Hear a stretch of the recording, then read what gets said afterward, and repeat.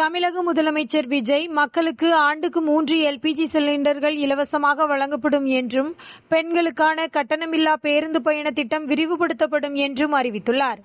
இந்த அறிவிப்புகள் மக்களின் வாழ்க்கை செலவை குறைக்கும் வகையில் சமூக நலனுக்கான முக்கியமான நடவடிக்கையாக கருதப்படுகின்றன.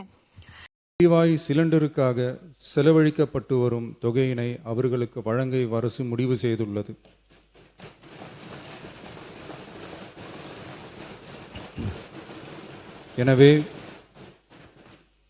எனவே குடும்பத் தலைவிகள் பயன்பெறும் வகையில் முதல் கட்டமாக அன்னபூர்ணி சூப்பர் 6 திட்டத்தில் ஆண்டிற்கு 3 விலையில்லா எரிவாயு சிலிண்டர்கள் வழங்கப்படும்.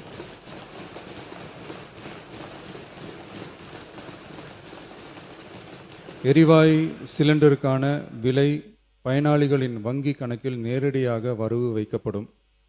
இத்திட்ட பயனாளிகள் எரிவாயு சிலிண்டர் பதிவு செய்து சிலிண்டர் பெற்றவுடன் எண்ணெய் நிறுவனங்களிடமிருந்து பட்டியல் பெற்று சிலிண்டருக்கான விலை பயனாளிகளின் வங்கி கணக்கில் வரவு வைக்கப்படும்.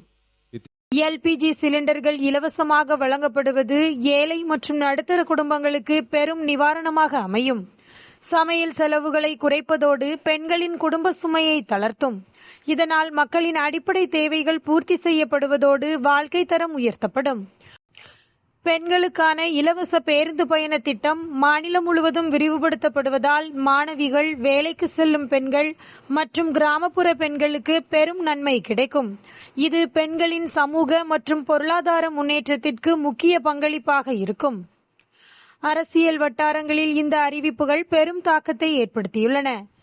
மக்களின் நலனுக்காக அரசு எடுத்துள்ள முக்கியமான முடிவுகள் என்றும் ஆதரவாளர்கள் பாராட்டுகின்றனர்.